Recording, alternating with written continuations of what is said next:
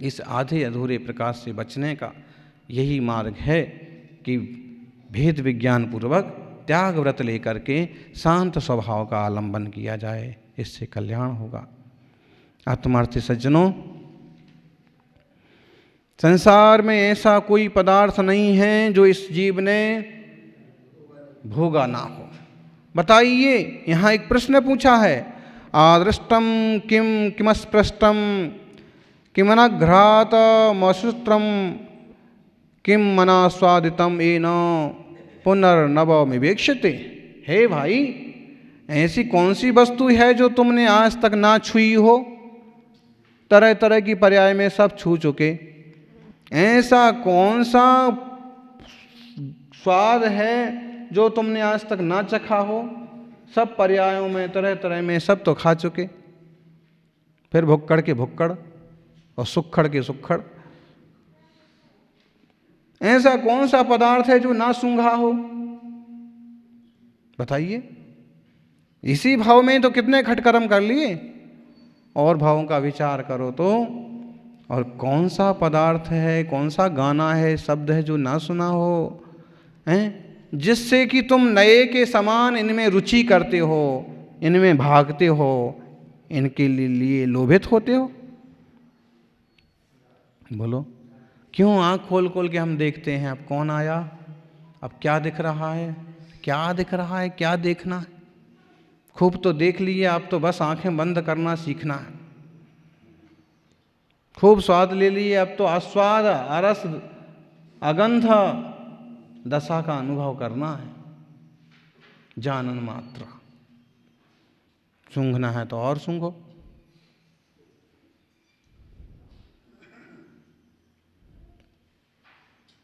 खाना है तो और खाओ, और पर्याय मिलती जाएंगी। अति आसक्तियों का परिणाम है कि उन पर्याय में कीड़ा मकोड़ा बन करके भी जीव तल्लीन होता हुआ देखा जाता। इसलिए सावधान हो।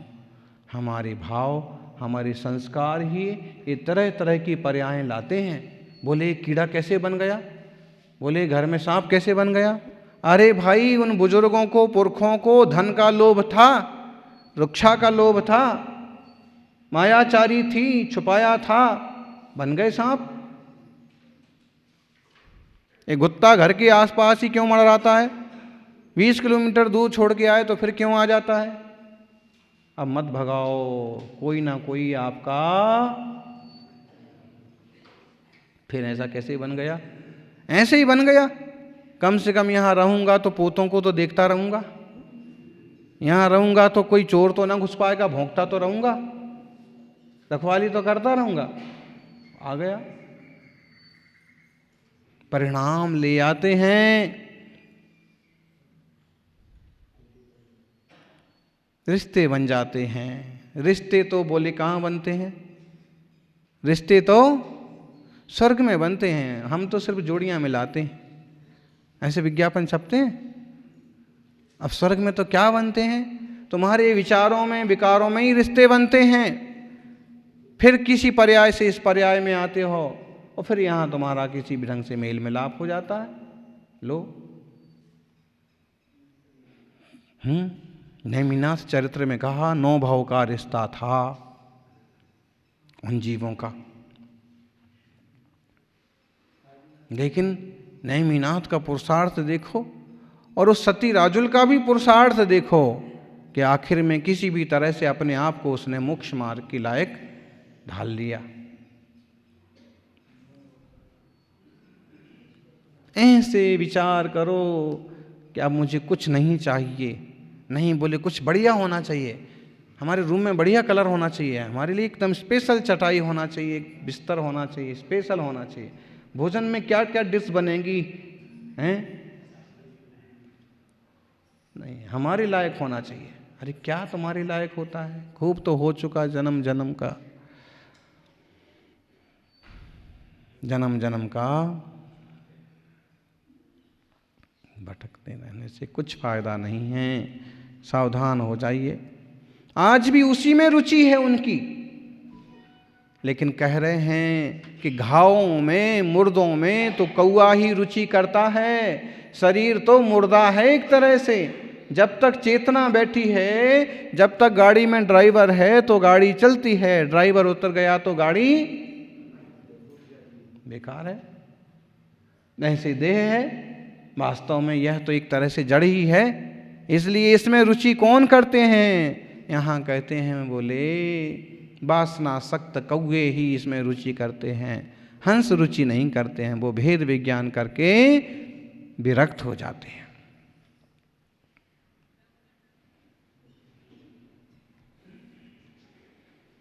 यहाँ तो आत्मरुचि कराई गई है, आत्मदृष्टि संपन्न होने के लिए प्रेरित किया है कि देखो मुनि राजों की दशा, आत्मज्ञानियों की दशा तो ऐसी है कि वे कभी शुभोपयोग में भी आते हैं तो भी उन्हें ऐसे लगता है कि कहाँ उलझ गए रे, कहाँ इतना बड़ा पूजा पत्रा में लगे हुए हैं अपन, थोड़ा आंखें बंद करके शांत स्वरूप की दृष्टि तो करना। तो कई बार तो वो शुभोपयोग में ही अपने को जलता हुआ महसूस करते हैं, फिर अशुभोपयोग में पड़ने पर उनकी क्या दशा होगी, उसका उदाहरण दिया है। समसुखशीलित मनसा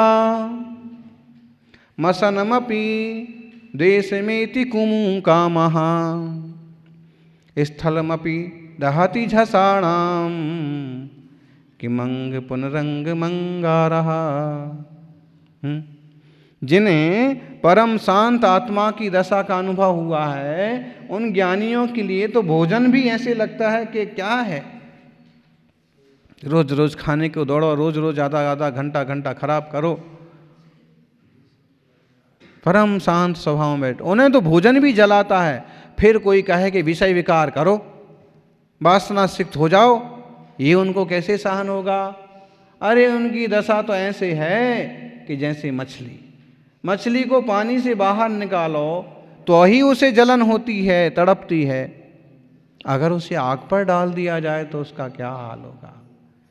ऐसे ही ज्ञानी जन हैं, पवित्र मुनिजन हैं कि वे जब अपनी क्रिया वगैरह में भी एक तरह का ये महसूस करते हैं कि कहाँ शुभोपयोग में लगे हैं, अगर उनको अशुभयोग में पड़ना पड़ जाए, पाड़ दिया जाए तो क्या होगा?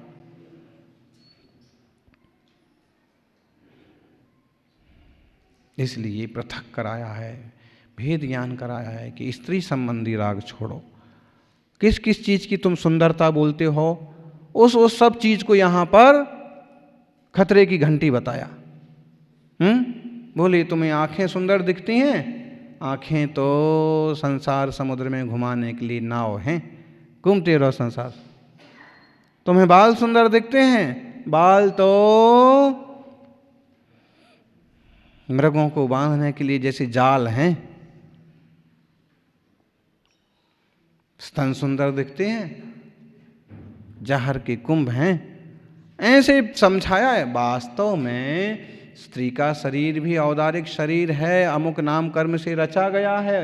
उसमें विराजा हुआ चैतन्य प्रभु भी अगर सम्यक पुरुषार्थ करे तो 1-2 भाव में, 4-6 भाव में मोक्ष का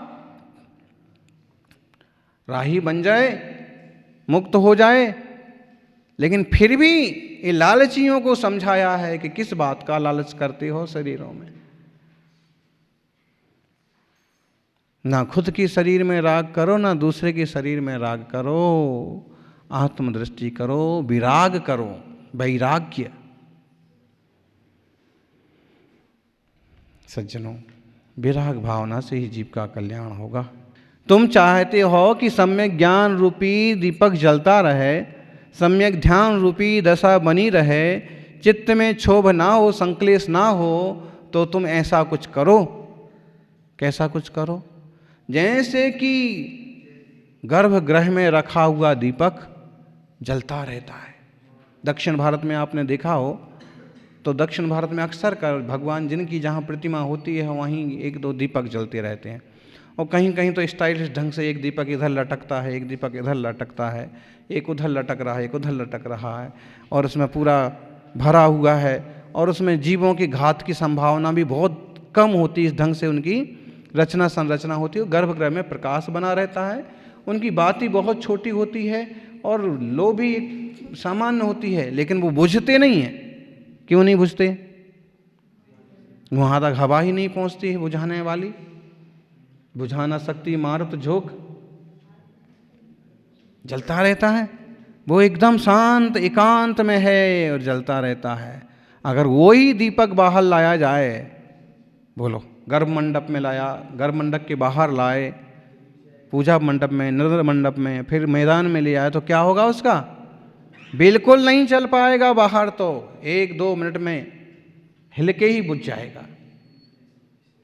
ऐसे ही अपने चेतन की दशा समझो, अपनी चेतना की शुद्धता, ज्ञान की निर्मलता, ध्यान की स्थिरता तब तक ही है जब तक हम अपने आप में संतुष्ट निज स्वरूप में बैठे हैं, एकांत में बैठे हैं। और अगर हमने बाहर उलझना चालू किया, झांकना झांकनी चाली की, तो क्या होगा? राग रूपी हवा से सब विचलित हो जाएगा, और जो तुम्हारी सम्यक लौ चल रही थी आत्मानंद की शांति की दशा, उसमें विषय विकारों के विकल्प कौंधने लगेंगे। ईर्ष्या मत्सर के पतंगे उड़ने लगेंगे। इसलिए कहा है कि ज्ञानी दीपक की सुरक्षा जैसे की जाती है, वैसे तुम अपने ज्ञान ध्यान रूपी दीपक की सुरक्षा करो। उलझना बहुत आसान है भाई, वो आदत में पड़ा हुआ है, लेकिन सुलझना कठिन है, वो आदत में नहीं है। कई बार तो हम सुलझाने की बात करते हैं और सामने वाला उसको उलझाता जाता है।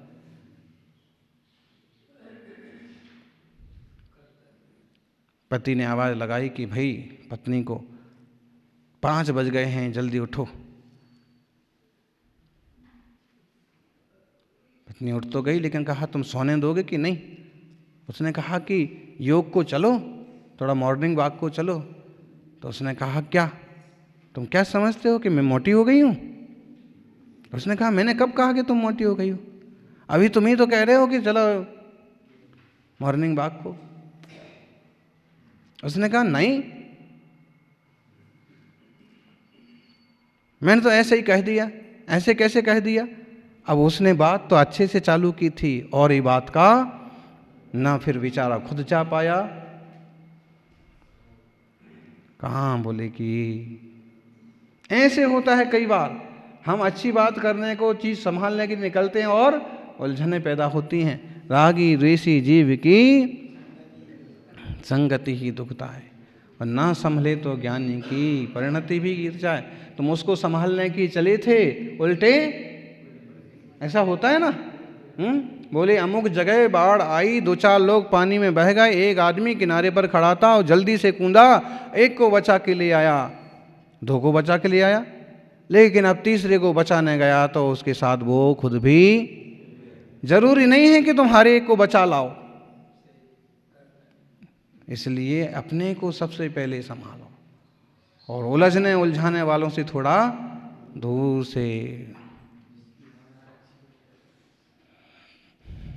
ये बहुत महत्वपूर्ण बातें हैं। ये कह रहे हैं कि ध्यान की स्थिरता तो तभी बनेगी जब तुम अपने को समर्पित हो, सन्मार्ग को समर्पित हो, स्वरूप को समर्पित हो। तो अगर और कहीं तुम्हारा चित्त लगा है तो स्थिरता नहीं बन सकती। आप अपने आसन पर तभी तक एक आसन से शांति से बैठे रह सकते हैं जब तक कि आपकी रुचि खुद में है, जाप में है, माला में है, गीत में है, पाठ में है, स्वाध्याय में है, आपका आसन वगैरह सब लग जाएगा।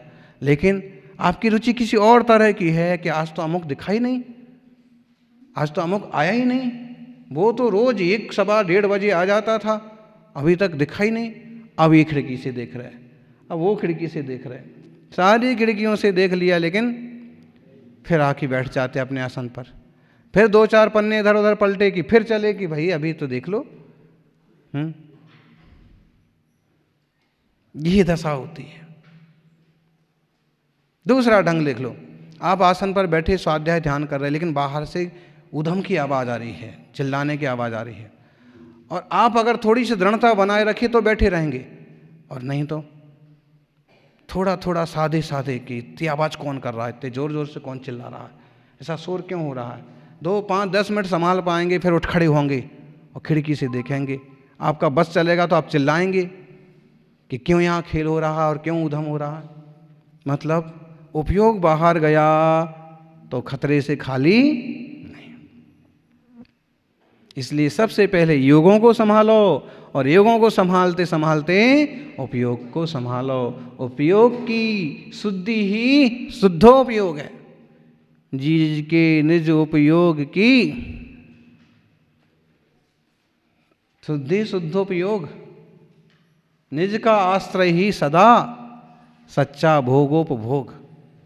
शास्त्र में बड़ी परिभाषाएं हैं इसकी, लेकिन हम अगर सरल शब्दों में कहें कि उपयोग की निर्मलता, उपयोग की शुद्धि ही शुद्धोपयोग है और निज का आश्रय ले लेना ही अपना वही सच्चा भोग और उपभोग है। दूसरे का क्या भोगोपभोग करोगे? ज्ञानी पराधीन सपनहु सुख नाही। और पराधीन सपनहु सुख नाही का कभी कभी लोग ऐसा अर्थ करते हैं कि पिताजी के भरोसे रहेंगे तो अपने को सुख नहीं होगा, चलो अलग हो जाओ। गुरु जी के भरोसे रहेंगे तो अपना बिल्कुल सिक्का नहीं चलेगा, सम्मान नहीं बढ़ेगा, प्रवचन नहीं होगा, चलो चलते हैं। ऐसे अर्थ कर लेते हैं कि पराधीन सपनहु सुख नाही। क्या इनकी तो पराधीनता है, इनकी बात मानना पड़ती है। लेकिन ये पराधीनता नहीं है। पराधीनता ये है कि तुम्हारा चित्त क्या बोलता है, तुम्हारी इंद्रियां क्या बोलती हैं और तुम वैसा करते हो क्या। अगर वैसा करते हो तो पराधीनता है, और अगर तुम सहज ज्ञान दृष्टि वाले बने रहते हो, साक्षी भाव से साधना करते रहते हो, तो पराधीनता नहीं है। ये पराधीनता की बात। सूक्ष्म ढंग से विचार करो। ऐसे निर्मल आत्म तत्व को समझें और भगवान महावीर के मंगलमय इन वचनों पर चलें। अगर चित्त में कुछ और उलझा हुआ है तो आप शांत नहीं बैठ पाएंगे। जसु हरिणिच्छी हे वड़ई तसु ना बंभु बियार, एक कम्ही के में समंति बड़ा बेखंडा पड़ियार। बोलो, जिस व्यक्ति के हृदय में मृगनयनी बसी हुई है उसके हृदय में तत्व का विचार होगा? कहाँ से होगा? बोलो, एक म्यान में 2 तलवार रह सकती हैं? नहीं रह सकती। इसलिए चित्त की उपयोग की शुद्धि के लिए एकांतता का विचार, स्वरूप की दृष्टि बहुत ज़रूरी है। हम किसी काम धंधे में भी उलझ जाते हैं ना, किसी की कुछ बनवाना है, कुछ करवाना है, कि पेन मंगवाना है, कि पुस्तक मंगवाना है, कि अमुक भवन का जीर्णोद्धार हो जाए, कि कभी तो मंदिरों संबंधी, तो कई बार विकल्प जो उसी पर आकर के उलझ जाते हैं। इसलिए परम शांतता की दृष्टि बनाने का पुरुषार्थ करिएगा। जय बोलिए 24 तीर्थंकर भगवान के।